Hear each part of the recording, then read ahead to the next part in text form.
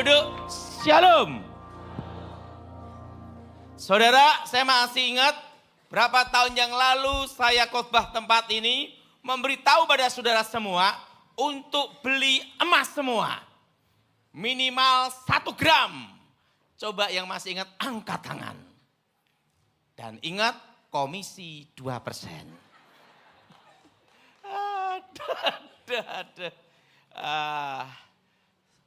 Hari ini saya memberitahu pada saudara hal yang sangat penting. Suatu kali saya dipanggil ahli ekonomi, profesor, setelah itu ahli investasi, ahli keuangan. Mereka bicara pada saya ngomong kumpul gini, kenapa Pak Daud kami undang? Tahu enggak Pak Daud? Semua banyak ahli ekonomi, konglomerat, semua agama, sekarang barometernya adalah TikTok Daud Tony katanya. Kenapa? Apapun kata Pak Daud, selama zaman corona sampai sekarang, satu pun tidak ada yang meleset. Tahun demi tahun, dari Wakil Presiden Gibran tahun 2021. Dan waktu itu Pak Daud pernah ngomong, bahwa tepat tahun 2025, emas akan tembus 2 juta. Masih ingat? Dan semua, apapun kata Pak Daud di YouTube itu semua, terjadi semua. Dari sekarang, para ekonomi menunggu Daud Tony bicara apa katanya. Waduh, saya ngomong gitu. Saya dipanggil dan udah tahu ada seorang ibu Buddha, dia itu senang sekali lihat TikTok saya. Apapun kata di TikTok itu didengarin semua, saudara. Dia itu modal 600 juta, main surat berharga. Tahu enggak saudara? Modal 600 juta, untung 30 miliar. Dan dia ngomong anaknya juga untung 1 juta US dollar. Waktu itu saya ditelepon, Pak Daud diminta datang. Saya diminta datang, ketemu Pak Daud, ini komisi 2%. Dikasih. Saya ngomong puji Tuhan, dikasih apa? Batangan perak. Nah, hari ini saya memberitahu kepada saudara apa yang akan terjadi tahun demi tahun sampai 2035 untuk mempersiapkan. Ikuti saya semua, permulaan dari kesusahan. Apa saudara? Permulaan dari apa? Kesusahan. Mari kita buka Alkitab kita saat ini. Di dalam kitab Wahyu pasal yang ke-6. Kitab Wahyu pasal berapa saudara? Nah, ayat 5 sampai dengan ke-6. Kitab Wahyu pasal yang ke-6, ayat 5 sampai dengan ke-6. Saudara yang genap, saya yang ganjil. Dan ketika anak domba itu membuka meterai yang ketiga, aku mendengar makhluk yang ketiga berkata, mari. Dan aku melihat sesungguhnya ada seekor kuda hitam dan orang yang menungganginya memegang sebuah timbangan di tangannya. Ayat 6 saudara baca.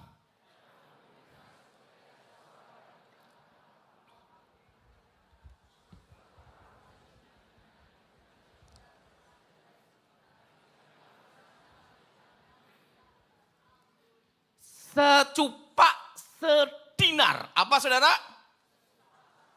Nah, dinar itu apa?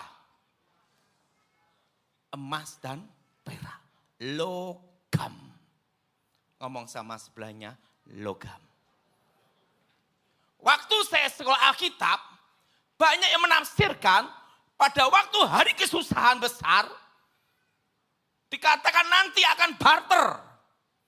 Kerbau dengan padi, sapi dengan kambing, semua serba barter. Masih ingat? Dan waktu itu selalu dikotbahkan itu. Nah, pada waktu saya mengalami kecelakaan dan saya ketemu Tuhan di sana,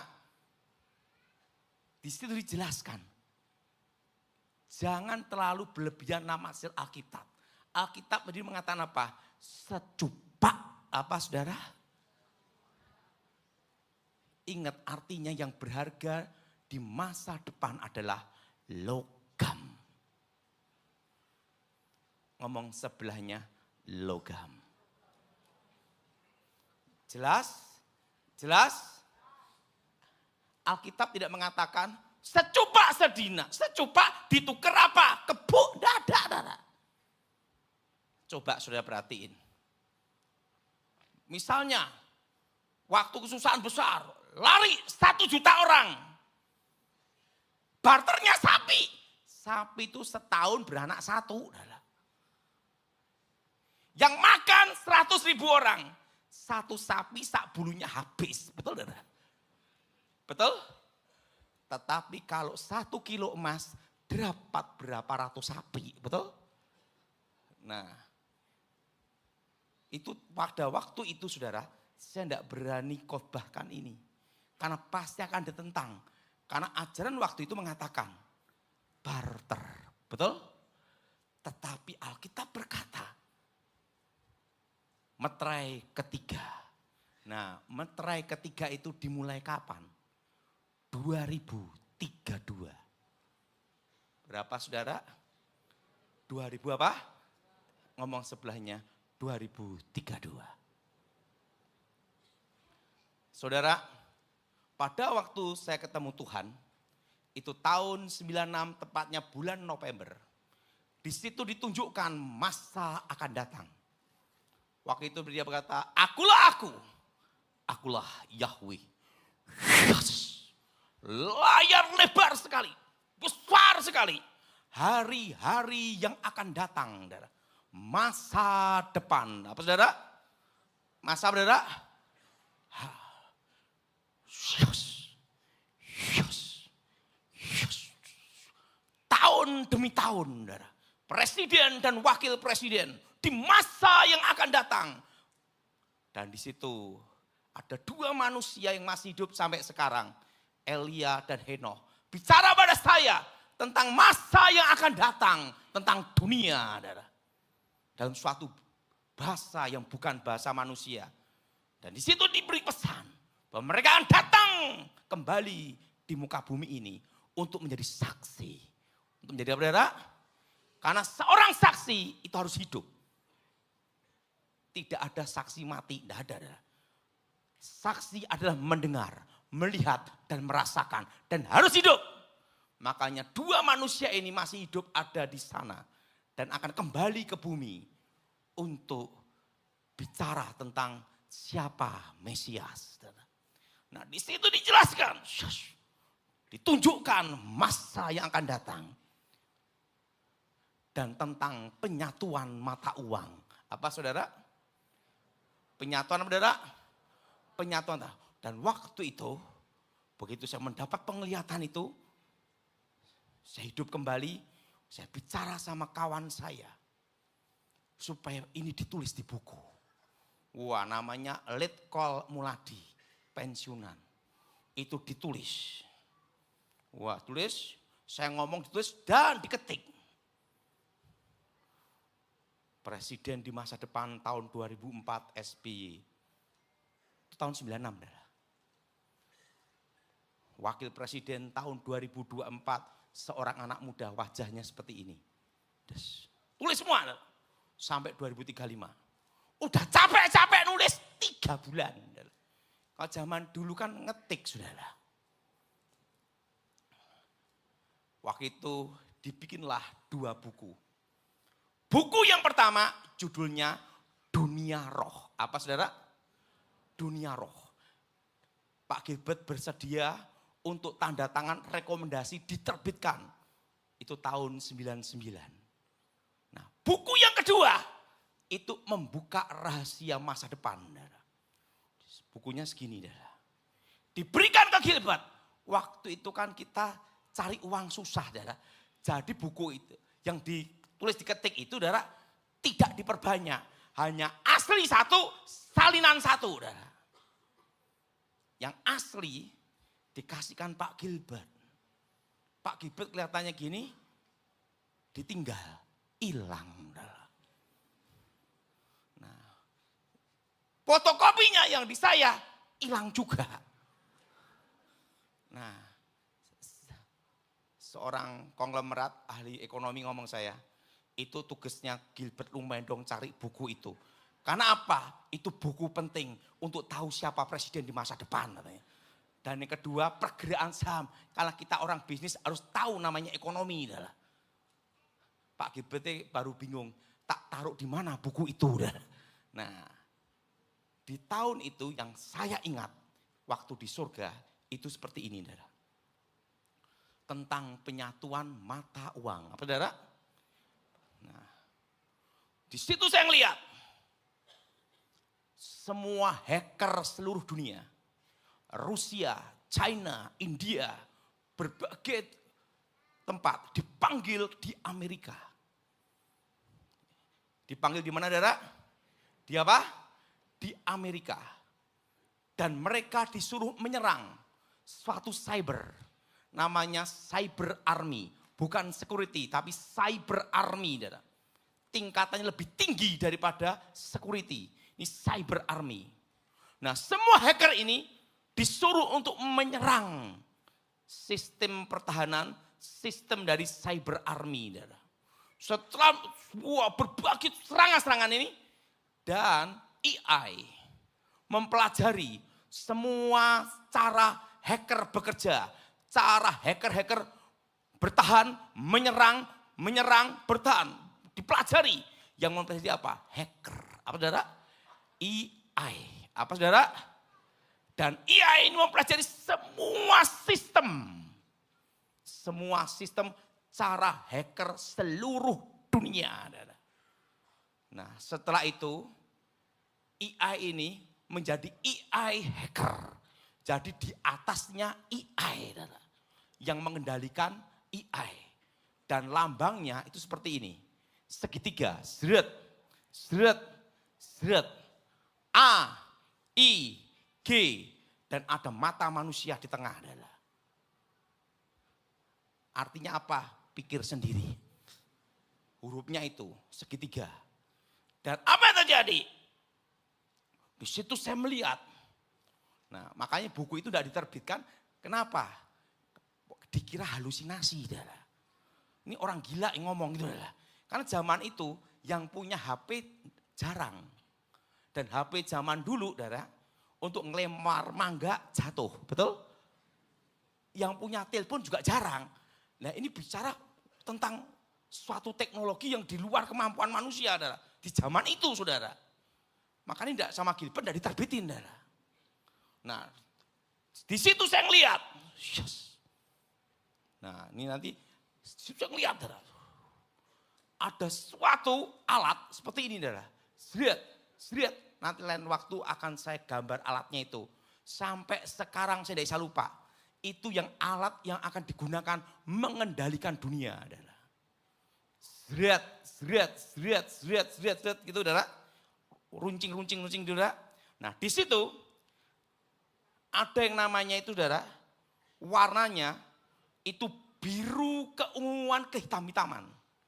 Itulah kuantum.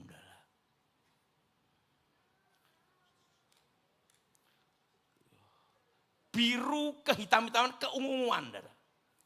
Di mana di situ elektron, neutron, proton tidak ada. Karena energi menjadi materi. Dan di situ ada tulisan titik beku absolut hidrogen helium minus 273. Minus. Dan itu ada di ruang bawah tanah. Di ruang bawah tanah. Dan di situ saya lihat alatnya gini kayak cangkang gitu. Untuk menstabilkan medan magnet itu, yaitu apa? Logam tanah jarang. Makanya sekarang banyak yang nyari logam tanah jarang. Ini untuk menstabilkan medan apa? Magnet. Dan di situ saya ngelihat palladium dan perak. Nanti lain waktu saya gambarkan. Dan alat itu sebesar apa? 1 hektar. Dan pembangkitnya itu dari plutonium. Pengayaan dari uranium. Dan itu saudara, palladium itu untuk menstabilkan medan magnetnya itu saudara. Dan mengalihkan partikel kuantum. Nah, saya lihat alat itu. Apa maksudnya Tuhan? Ditunjukkan. Yes. Dan itu nanti yang mengendalikan itu 4 negara yang buat alat itu. Pertama adalah Israel. Dan itu di ruang bawah tanah. Kedua Amerika. Ketiga Rusia. Dan yang keempat pasti tahu. Matahari ciptaan Tuhan, di luar itu main Cina. Main apa? 4 ini dah. 4 negara itu. 4 negara itu. Nanti lawannya bukan hacker manusia, tapi hacker AI. Kemampuan semua AI seluruh dunia yang sudah dipelajari dan dikuasai. Bagaimana hacker manusia melawan. Hacker manusia perlu ke toilet. Hacker manusia perlu ngopi.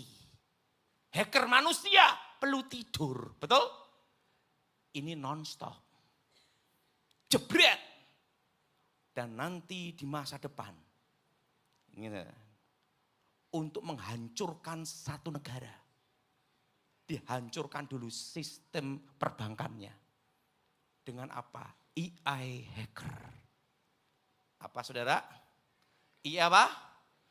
Nah, itu nanti langsung sistem digitalnya dihack, hancur semua.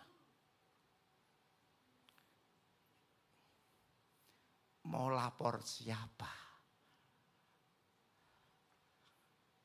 Kenapa? Ya, hackernya bukan manusia, tapi apa saudara? AI. Dan alat itu diaktifkan 2032. Jelas? Jelas? Dan setelah itu baru dihancurkan sistem digital pembangkit listriknya. Tetapi yang bisa dihancurkan listriknya adalah yang sistemnya pembangkitnya nuklir. Indonesia bagaimana Pak Daud? Aman. Tepuk tangan untuk Indonesia. Karena sekarang baru ribut. Dihack, mati lampu semua. Tenang. Kita pakai batu bara. Zaman engkong Pak Harto. Zaman Pak Harto, betul? Betul? Betul? Konvensional. Batu bara. Ngomong sebelahnya aman. Nggak usah takut, ini pada ribut semua, bakal nantinya semua lampu mati kan gitu saudara. Perbankan sistemnya ini, nggak bisa. Karena yang bisa dihancurkan sistemnya adalah, pembangkitnya adalah nuklir. Jelas? Jelas? Pembangkitnya apa saudara? Nuklir. Jadi ingat, Indonesia konvensional. Ngomong sebelahnya aman. Siapa yang setuju angkat tangan? Nggak usah takut. Kenapa? Sistemnya batu. Karena yang bisa dihack itu di shutdown, itu yang nuklir. Dan apa yang terjadi? Saya lihat alatnya itu, saudara. Itu di ruang bawah tanah, saya lihat. Itu di surga kelihatan, saudara. Nah, dan apa yang terjadi? Kripto, Bitcoin selesai 2032. Karena apa? Kalau superkomputer perlu ratusan tahun, puluhan tahun. Karena nanti 2032 ke atas, kuantum berhasil menjebol blockchain. Mengendalikan. Karena apa? AI hacker. Semua data kebuka. Kalau sampai sekarang pendiri Bitcoin siapa? Tidak ada yang tahu. Betul? Nah yang kedua, pihak ketiga siapa? Tidak ada yang tahu. Semua hanya kesepakatan dan kepercayaan. Nah tapi pada waktu 2032 ke atas, kebuka. Jebret, pihak ketiganya siapa? Penciptanya siapa? Tiba-tiba penciptanya adalah tukang ojek online, gimana? Bubar. Betul? Betul?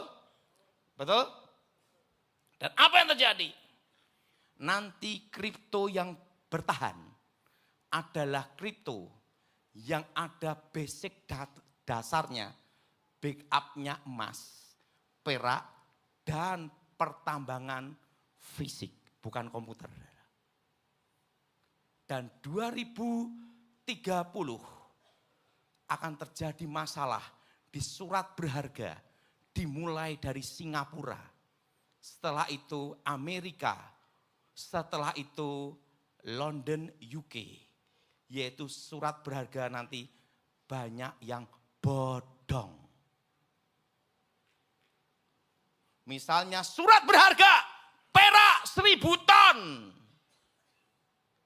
Waktu 2032 dunia memerlukan fisiknya untuk industri panel surya, untuk AI, untuk handphone, mana fisiknya? Masih cadangan, belum ready. Itu akan Asia dimulai dari mana? Singapura. Setelah itu mulai dari apa? Setelah itu apa? Inggris. Jelas? Nah, disitulah harga emas perak. Sudah boleh catat, boleh tulis, buktikan. Dan ingat komisi, tepat di tahun 2030, emas akan tembus. Arti tembus itu di atas. 3.250.000. Nanti kalau nikah, bukan cincin emas, tapi aluminium. Jelas? Ingat, permulaan kesusahan itu baru permulaan, saudara. Belum pertengahan, itu 2032. Dunia akan kembali ke fisik semua. Dan perak, nah ini yang main saham. Nanti harus ingat saya, komisi 2. Selama 2 tahun, ingat ngomong sebelahnya, selama 2 tahun. Selama berapa? Harga perak dan emas akan naik turun tajam. Karena masa transisi, ingat saudara, masa transisi untuk semua backup emas dan backup perak. Dan dunia akan terbagi 2. China dan sekutunya menguasai perak dunia. Amerika dengan sekutunya menguasai tembaga. Jadi nanti emas safe haven nomor 1, tapi second safe haven itu adalah perak dan tembaga. Pokoknya saudara, kalau main perak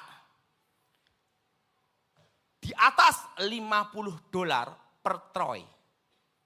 Ini yang main berharga, saham berharga. Ingat komisi berapa? Tahu enggak, yang ngasih saya 2% banyak. Saya tiba-tiba, Pak Daud, saya dapat beli emas, dapat sekian. Komisi Pak Daud 2%. Kasih 100 juta, saudara. Puji Tuhan. Saya ngasih saya hampir setiap bulan ada. Komisi 2. Nah, ingat, di atas $50 per troy. Dan di bawah $100 per troy. Di bawah itu. Jadi kalau perak, ini main surat berharga, saudara. 70 ke bawah dolar per troy, beli. 80 ke atas, jual. Nunggu turun lagi. Karena itu akan naik turun tajam selama 2 tahun. Ngomong sebelahnya, 2%. Jelas? Jelas? Dan ingat, nanti ingat, jangan megang emas digital. Pegang emas perak fisik. Karena nanti 2032, waktu komputer kuantum itu diaktifkan. Begitu dihack, selesai. mau lapor ke sopo. Karena yang jadi hacker adalah AI. Jelas? Jelas? Dan ingat dunia akan kembali kemana? Emas, perak. Masih ingat enggak? 4 tahun yang lalu saya khotbah di tempat ini. Memberitahu nanti di tahun 2035 akan terbit undang-undang pembatasan hak kepemilikan tanah. Nanti tiba-tiba sertifikat HGB, HGU di masa depan tepat 2035 akan dipersulit. Bahkan tiba-tiba diambil alih atau dipersulit, diperpanjang. Maka semuanya harus sertifikat hak milik. Karena undang-undang itu akan terbit di 2035. Sekarang sudah jadi kepres. Betul? Betul? Yang masih ingat itu angkat tangan. Itu saya bicara 4 tahun yang lalu. Betul? Betul? Sekarang apa? Tanah telantar. Jelas? Itu nanti undang-undang akan terbit tahun berapa? 2035. Dan 4 tahun yang lalu saya bicara. Ingat? Cina menguasai ekonomi Indonesia tepat di tahun 2035. Sekarang sudah dimulai. Dan waktu itu yang bisnis kuliner Chinese food, saya suruh supaya makanan Nusantara. Kenapa? Aslinya datang.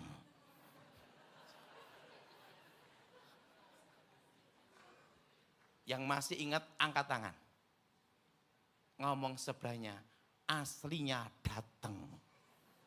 Sudah mulai datang belum? Yang ngomong sudah angkat tangan. Itu tanda 2035. Ekonomi dikuasai seluruh hanya 4 yang bertahan. Pak, di 2026, waktu itu saya bicara di sini juga. Waktu tahun 2024, nanti di 2026, puncak inflasi dan puncaknya untuk masuk apa? Inflasi dan deflasi bertemu. Masuk resesi ekonomi. Siapa masih ingat? Angkat tangan. Tandanya apa? Indeks harga saham rontok. Betul? Betul? Dan ingat tahun ini berat. Tetapi ingat, di Alkitab katakan secupak sedinar minyak dan anggur tidak boleh dirusak. Artinya apa? Minyak bicara urapan Tuhan. Anggur bicara tentang darah Yesus. Yesus bicara pada saya waktu itu. Waktu permulaan keputusan besar. Umat Tuhan dipelihara. Minyak dan anggur. Siapa yang setuju angkat tangan saudara? Dan ingat, nanti di 2035 emas akan tembus 5 juta per gramnya. Arti tembus itu di atas. Jelas? Itu penglihatan di masa depan. Karena di masa depan nanti semua akan kembali. Uangnya Tuhan. Emas dan ingat Yesus dijual dengan berapa keping apa? Perak. Betul? Kenapa perak itu akan naik? Zaman waktu dulu hanya untuk transaksi. Zaman sekarang sudah beda. Untuk industri, panel surya, setelah itu handphone, setelah itu mobil listrik, setelah itu AI, semua memerlukan perak. Dunia perlu perak. Itu nanti dimulai tahun 2032. Nanti perak di masa depan, di 2035 tepat, itu akan tembus 625 US dollar per troy.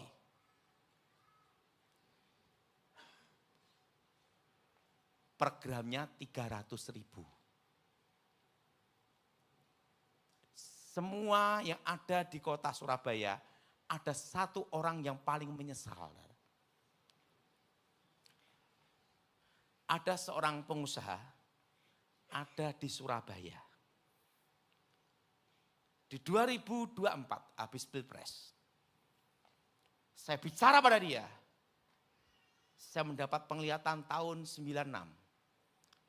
Perak akan naik berlipat mulai tahun 2025.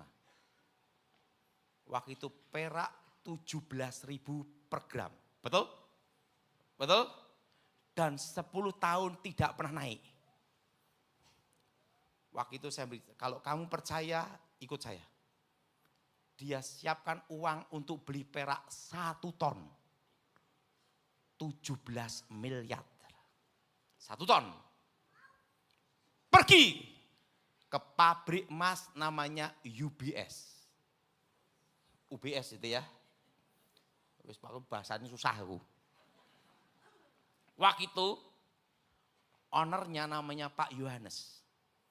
Waktu itu perak ditaruh di lantai-lantai. Karena hanya untuk campuran.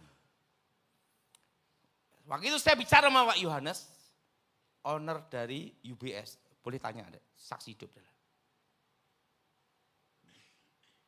Pak Yohanes, saat ini segera cari buatkan izin untuk bikin batangan perak. Ada izinnya itu. Segera saya bilang gitu. Loh ada apa Pak Daud? Nanti akan naik berlipat-lipat mulai tahun 2025. Jadi yang minta nyuruh supaya bikin surat izin bikin batangan perak itu saya. Tidak percaya orang yang masih hidup tanya sendiri. Nah, teman saya udah nyiapin 17 miliar. Lihat perak-perak di lantai. Dia tanya, ada enggak batangannya? Belum ada. Adanya masih gerendul kayak butiran-butiran. Lah nyimpennya gimana? Ya adanya ini, kalau mau beli 1 ton. Dia gigit peraknya gini. Ini perak, asli Pak Yohanes, asli. 1 ton, ada. Nanti jualnya gimana? Bingung jualnya dia. Nyimpannya gimana? Kan enggak ada batangannya. Masih gerendul-gerendul gitu. Ya nanti dipikir saya bilang, dia ragu. Enggak jadi beli.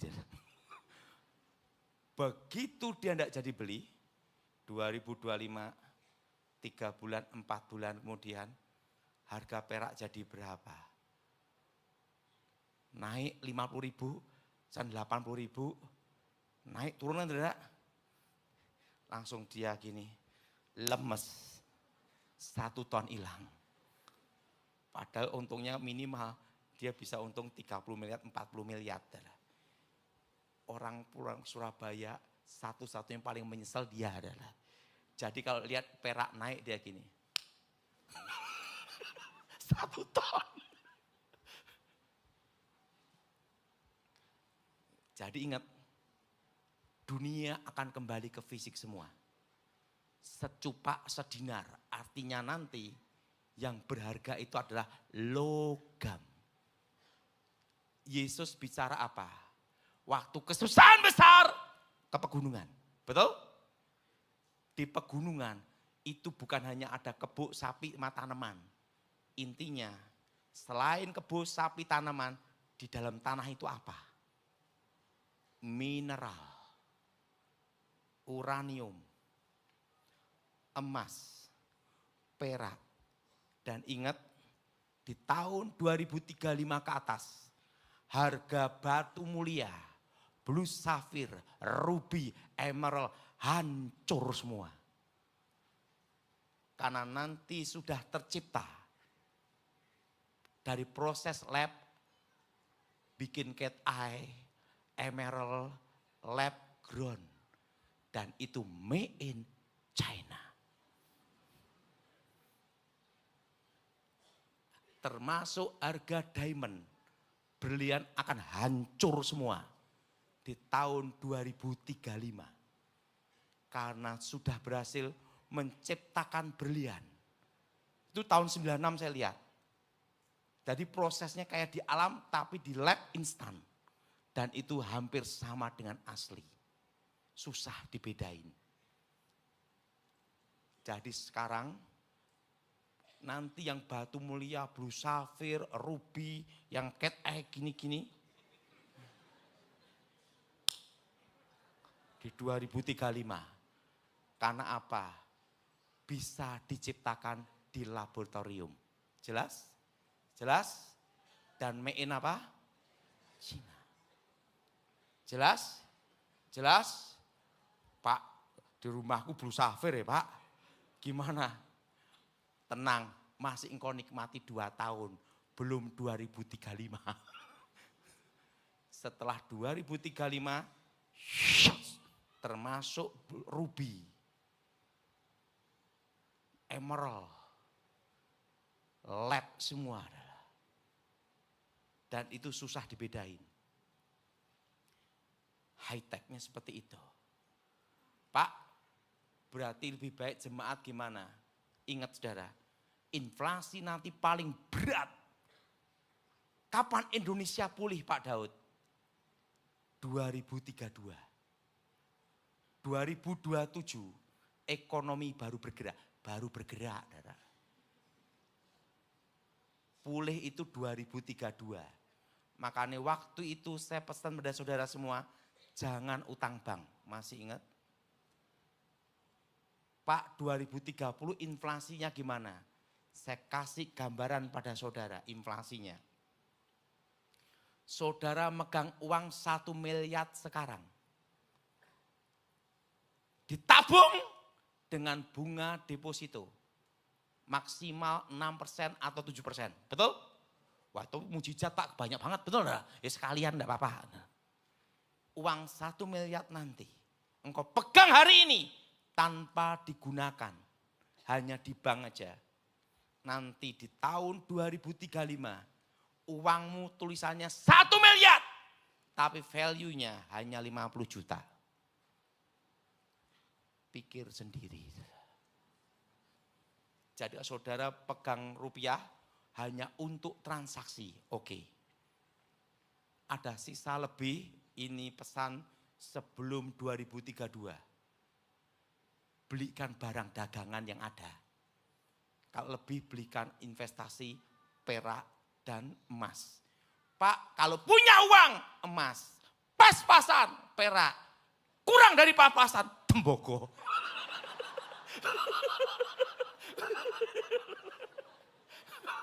Jelas? Jelas? Karena nanti di 2032 tepat harga tembaga lompat. Bukan naik, lompat. Nah, daripada enggak nyimpen gimana? Betul? Yang punya uang nyimpen apa? Yang pas-pasan nyimpen apa? Kurang dari pas-pasan. Jelas? Dan 2035 ke atas. Nanti aliran listrik di masa depan tidak pakai kabel. Itu akan diketemukan. Di 2035 ke atas, jadi pakai jalur frekuensi. Ada listrik. Dan nanti bahannya digunakan adalah perak semua. Adalah.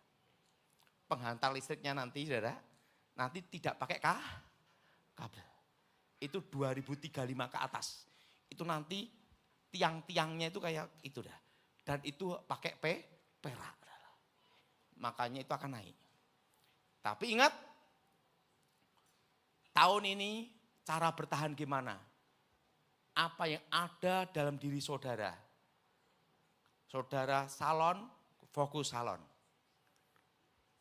Saudara taunya saham, fokus saham. Udah tak kasih bocoran, harus ingat 2. Dan kalau yang mau main saham Indonesia, tunggu bulan sebelum dan sesudah Lebaran. Maret, April. Menunggu dan melihat. Di Maret, April. Pak, kalau taunya bikin kue, fokus kue. Sementara waktu selama 2 tahun ini, jangan ekspansi bisnis apapun, kecuali punya uang cash flow yang kuat. Karena kondisi ekonomi seperti ini masih sampai 2032. Baru pulih. Ekonomi bergerak 2027. Jelas? Jelas?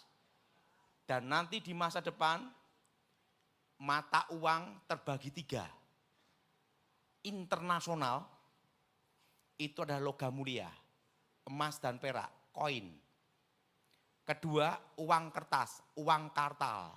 Uang apa saudara? Kertas. Itu untuk negara atau kerjasama antar negara. Tapi untuk internasional logamnya itu. Dan ketiga, digital. Jadi yang disebut penyatuan mata uang di kitab Wahyu itu adalah uang digital. Untuk apa? Corona itu tahun 2020 adalah untuk menggiring seluruh dunia, itu senjata biologis untuk mengarahkan dunia ke sistem digital online. Untuk dikendalikan.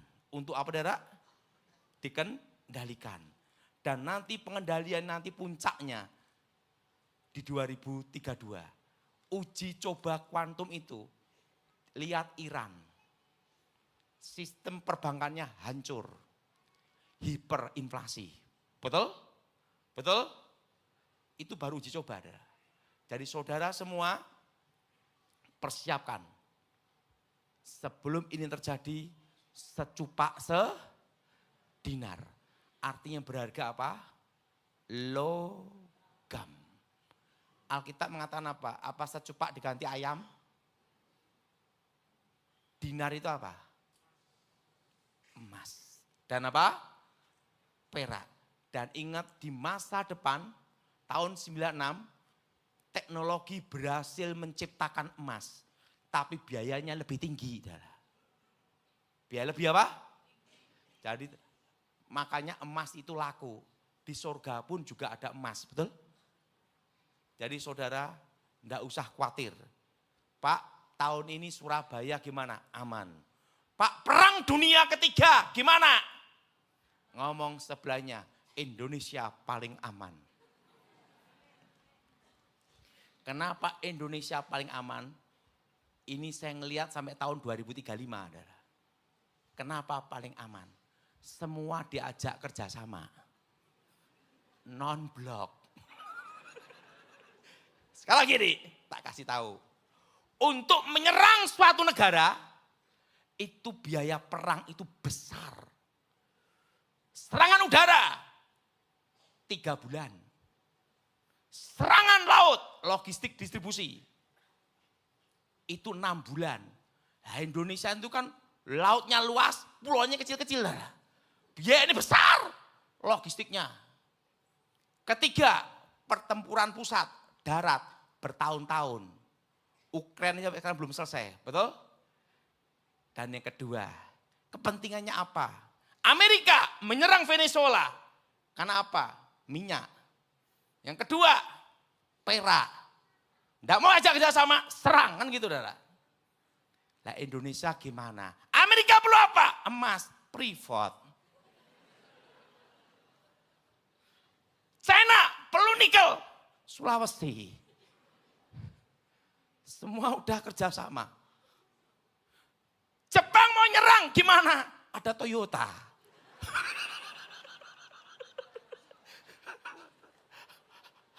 Ada Toyota, ada Honda. Rusia kerjasama pertahanan. Lah semua kongsi.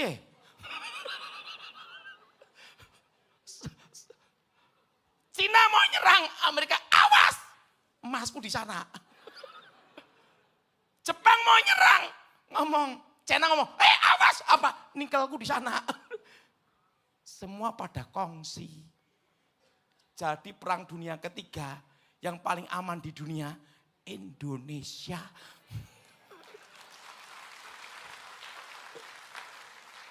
Semua Jadi, enggak usah panik, enggak usah takut. Ingat, bisnis paling bagus seluruh dunia itu di Indonesia. Kenapa di Indonesia? Tak kasih tahu supaya saudara punya pikiran. Saudara, di Australia, di Amerika, restoran ada kecoa satu, tuntut. Tutup. Indonesia, tikus lewat.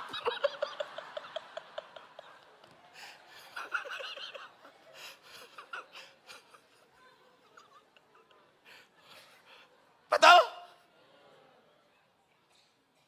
Bayangin, Indonesia kurang happy gimana?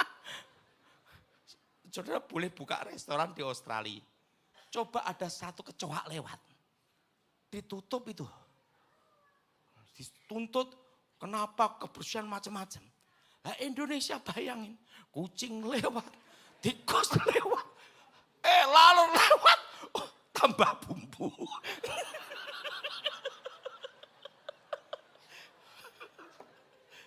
Jadi ingat, bisnis paling enak tetap Indo.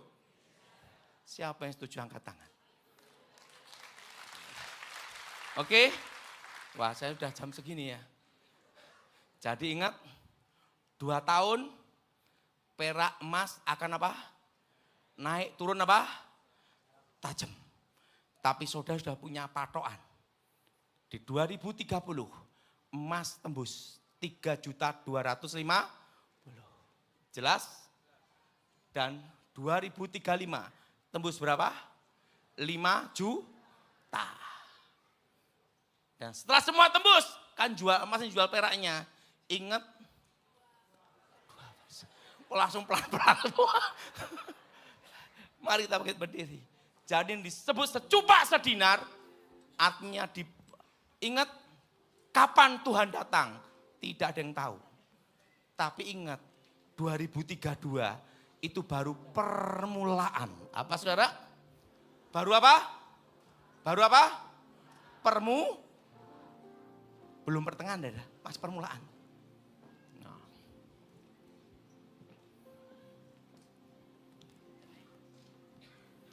Jadi ingat saudara, hari ini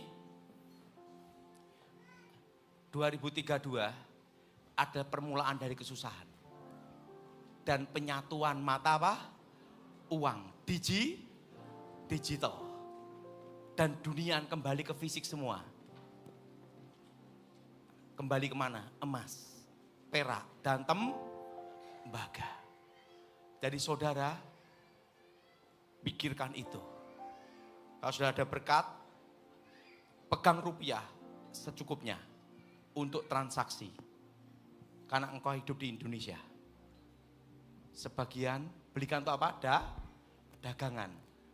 Dan simpen perak, emas, dan tembaga. Tapi ingat, itu nanti di 2030 engkau akan merasakan. Dan di 2035 engkau akan paham. Pada waktu Cina menguasai ekonomi Indonesia, hanya 4 yang bertahan. Pertanian, perkebunan. Apa saudara? Peternakan peri. Ketiga, logistik distri. Pergudangan, toko besi, toko emas, semua aman. Yang kandungan lokalnya 60%. Aman. Dan yang keempat, tanah. Jadi semua urus tanahmu semua dulu. Hak GU, hak GB. Tingkatkan ke hak milik. Karena nanti di 2035 itu bukan kepres lagi, undang-undang. Tapi hukum itu berlaku setelah ditetapkan undang-undang, bukan sebelum. Jadi saudara semua masih ada kesempatan. Amin. Amin. Mari kita berdoa. Aku mohon